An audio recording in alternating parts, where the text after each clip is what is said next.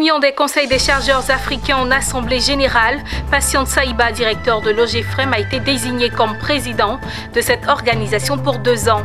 Et puis Junior Achievement fait la promotion du mini-entrepreneur. Les élèves des collèges et lycées ont participé à un séminaire de formation sur les étapes du management des projets. Madame, Monsieur, bienvenue. La 12e Assemblée générale de l'Union des conseils des chargeurs africains a eu lieu du 20 au 23 avril 2021 à Kinshasa, capitale de la République démocratique du Congo. À l'issue de ces travaux, sous le patronage du président de l'Union africaine, Félix Tshisekedi, l'on a noté la désignation de Patiente Saïba, directeur de l'OGEFREM, comme président de cette organisation pour 2 ans. Reportage. Kinshasa est depuis le 23 avril 2021 la capitale des chargeurs africains.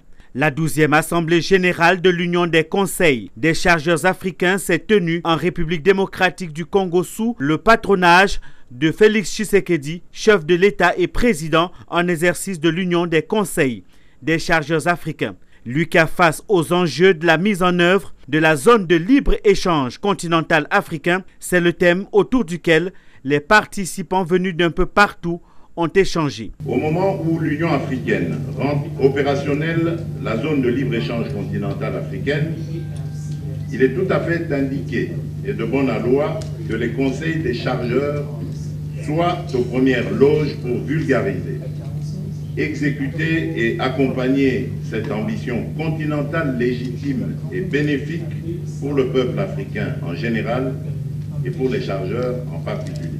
Dans votre tâche quotidienne de lutte que vous menez pour la suppression des barrières commerciales et la facilitation de la fluidité du fret, vous êtes mieux outillés et mieux placés pour garantir la réussite de cette approche stratégique pour le développement économique que constitue la ZLECAf. Au nombre des résolutions prises à l'issue de cette Assemblée générale, l'engagement de l'UCA d'investir dans les infrastructures pouvant faciliter les échanges pour une meilleure intégration africaine. À l'issue de la 12e Assemblée générale de l'Union des conseils des chargeurs africains, Patiente Saïba, directeur général de l'Office de gestion de fret multimodal de la République démocratique du Congo, a été désigné par ses pairs comme nouveau président de l'UCA.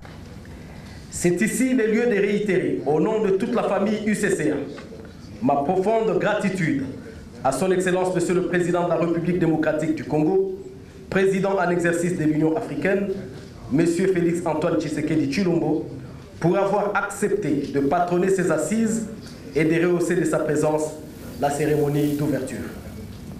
Par la suite, je tiens à vous exprimer, Mesdames et Messieurs les directeurs généraux des conseils des chargeurs, toute ma reconnaissance pour la confiance placée en l'OGEFREM et en moi-même, en me portant à la tête de notre organisation. Dans ce contexte de la mise en œuvre de la zone de libre-échange continental africain, l'Union des conseils des chargeurs africains se veut ainsi un bras séculier de la ZLECAf. Elle s'engage ainsi à tout mettre en œuvre pour le succès de cet agenda. Avec ses 19 membres, l'objectif poursuivi par les conseils des chargeurs africains dans la gestion du fret est de promouvoir le commerce extérieur des États. Et comme annoncé dans les titres, les élèves des collèges et lycées participant au programme Mini-entreprise de Junior Achievement ont bénéficié d'une session de formation à Abidjan. Ce séminaire a permis à ces jeunes entrepreneurs en devenir de s'imprégner de toutes les étapes du management d'un projet. Démarrage, exécution et clôture, toutes ces étapes leur ont été communiquées. Doumbia Yuba et Zeynab Dosso. Ce vendredi 30 avril, la salle de conférence du centre de documentation des missionnaires bondée de jeunes élèves des collèges et lycées. Ils sont venus sur invitation de Junior Achievement Côte d'Ivoire et de son partenaire PMI Entendez, Project Management Institute, pour s'imprégner du processus de gestion d'un projet. Ce sont des élèves pour la plupart en cycle de formation sur le programme Mini-entreprise de Junior Achievement. Ainsi, le séminaire leur permettra de définir, organiser et suivre tout le travail qui doit être effectué pour qu'un projet réussisse. Aujourd'hui, il s'agit du séminaire de formation au project management. pour les mini-entrepreneurs des différents lycées qui participent au programme mini-entreprise. Donc le project management, l'objectif c'est de leur apprendre les 5 processus du management de projet. C'est à savoir le démarrage, la planification, l'exécution, le monitoring et évaluation et puis la clôture d'un projet, qui sont des connaissances essentielles pour la vie de tous les jours en définitive. On a des équipes qui sont venues de Ferké, des équipes qui sont venues de Dokwe, des équipes qui sont venues de Boaké et de Yamoussoukro. Donc à Abidjan, les 4 draines sont représentées largement. Le coach en management de projet Adou Simon, représentant le PMI à l'occasion, à l'aide d'exemples pratiques, a montré aux jeunes entrepreneurs de mieux maîtriser la gestion d'un projet. La première étape va consister à démarrer le projet. Donc on va identifier le chef de projet ainsi que toutes les parties prenantes qui vont intervenir dans le projet. Ensuite, on va aborder une étape très importante qui est la planification, qui va consister à planifier toute la mise en œuvre du projet, du démarrage jusqu'à la clôture. Les participants aux sorties de ce séminaire se disent mieux outillés pour poursuivre leur rêve, celui de devenir un entrepreneur rodé. À travers ces séminaires, je me dis vraiment, ça fera de nous plus tard vraiment des vrais entrepreneurs, car nous avons suivi l'expérience avec ceux qui y sont passés dans ce domaine-là. Nous avons vu ce que nos Amoudou Aboubou ont démontré et cela nous inspire l'abnégation et le courage. Il est bon de mentionner que plusieurs bénéficiaires, gagnants et alumni sont venus. Il a été lancé à Abidjan un nouveau magazine dédié à la santé et au bien-être. Tonus Magazine et sa domination. C'est un bimestriel qui va renseigner, informer et orienter l'ensemble des citoyens en ce qui concerne la santé. Mondésir Nascimento et Ismaël Doza. C'est un joyau de la société Atlas Diffusion. Dénommé Tonus Magazine, le bimestriel lancé à Abidjan ce jeudi 29 avril est un magazine de santé et de bien-être. Il est né pour répondre aux questions de santé dans un contexte marqué par la Covid-19 et vient enrichir l'univers de la presse écrite et digitale en Côte d'Ivoire. Avec la crise, la pandémie à coronavirus qui a secoué, qui continue de secouer le monde entier, nous avons compris l'importance de l'information, l'importance de la sensibilisation, l'importance de la communication sur la santé de nos différents concitoyens. Donc voilà ce qui a véritablement motivé la création de Tonus Magazine. Ce magazine de 80 à 100 pages offre un meilleur confort de lecture. Il présentera à chaque parution une enquête et une incursion dans un établissement sanitaire. Oui, la particularité de ce bimestriel, c'est qu'il est 100% gratuit. 100% gratuit, imprimé pour le moment à 5000 exemplaires. 5000 exemplaires. Au fur et à mesure, nous allons, je dirais, accroître notre vitesse de croisière pour aller à 50 000 exemplaires pour que véritablement toute la population puisse avoir l'information, mais mieux la vraie information. Tonus Magazine est gratuit et disponible en version digitale. Son directeur de publication a aussi annoncé au cours de ce lancement la distribution progressive sur l'échiquier national, mais pour l'instant, Abidjan est la première et seule ville desservie. Chaque trimestre, les acteurs étatiques, les environnementalistes, les partenaires financiers et les communautés villageoises se retrouvent pour faire le bilan de leur préservation. Récemment, le comité de gestion locale des parcs nationaux des îles Eotile et d'Azani ont enregistré un bilan satisfaisant de leur préservation. Nadia Ounoud.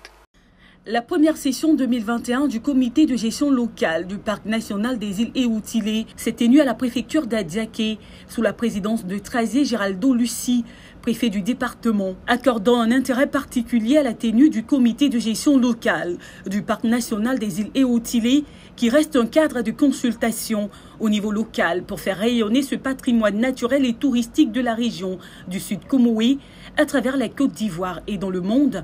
Le préfet du département d'Adiaké, présidente du comité, a exhorté ses pairs à faire sienne la maturité acquise au cours de ces années écoulées de tenue de session pour faire des pas en avant pour la conservation de cette aire classée zone humide d'importance internationale.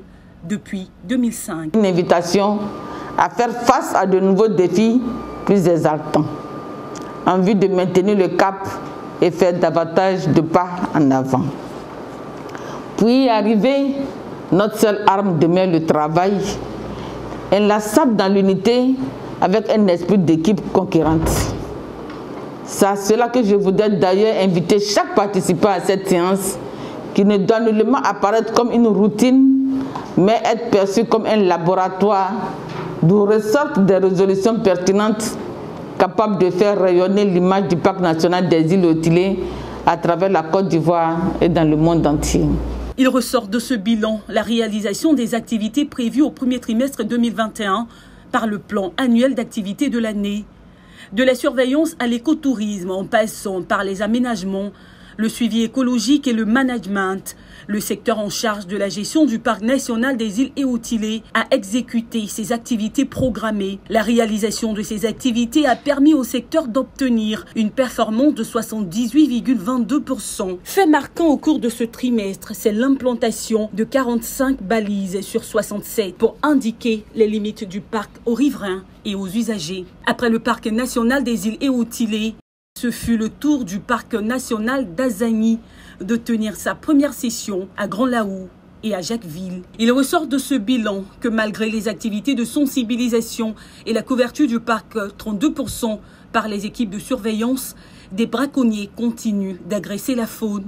En attendant la tenue de la première session conjointe du Parc national du Banco et de la réserve naturelle partielle de Dahlia Fleur au titre de cette année 2021, la direction de zone sud sous la houlette du colonel Iliaz Bakayoko s'est engagée à soutenir les activités de l'ONG Action Humanitaire, les Benjamins, pour sensibiliser les élèves et renforcer les capacités des enseignants d'école primaire publique de Goyo qui jouxte le parc national d'Azagny.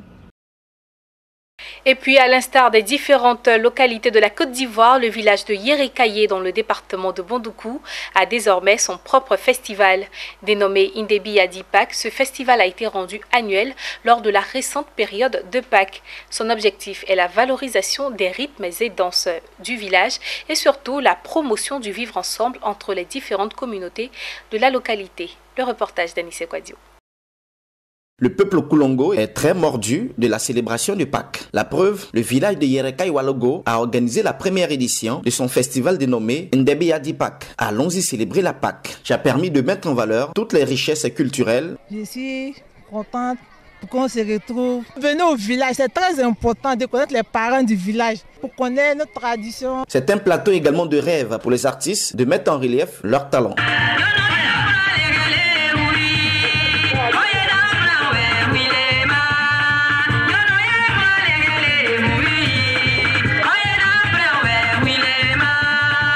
Mettre à cœur la promotion de la culture et de notre civilisation. Chaque fils doit penser au développement du village, avoir à cœur de pouvoir venir participer à ce développement-là. Yéré-Kayé est un village Koulongo. Il y a l'ouverture sur le monde. Ainsi, les peuples Lobi et autres Malinké y résident. L'occasion pour le peuple Lobi de mettre en relief ses chants et ses danses.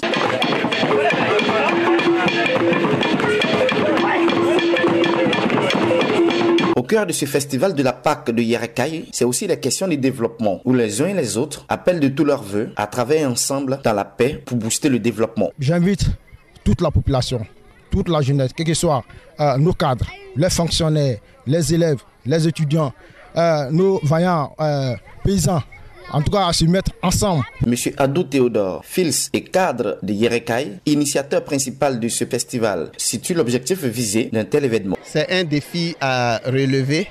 Cette cérémonie est placée, comme je peux le dire, sous la forme de la réconciliation nationale. Cette première édition de Indebi Yadi Pâques, fort appréciée de tous, a permis de pouvoir honorer les autorités traditionnelles du village pour leur rôle pour le maintien de la paix. C'est par la grande finale du tournoi de football doté du trophée Adou Théodore, remporté par le FC Inch'Allah au détriment de FC Fanlo 2-1, qui a mis un terme à cette première édition de Indebi Yadi Pâques de Yéré-Kayé. Les organisateurs ont promis remettre le couvert pour 2022 avec beaucoup plus de couleurs et de joie.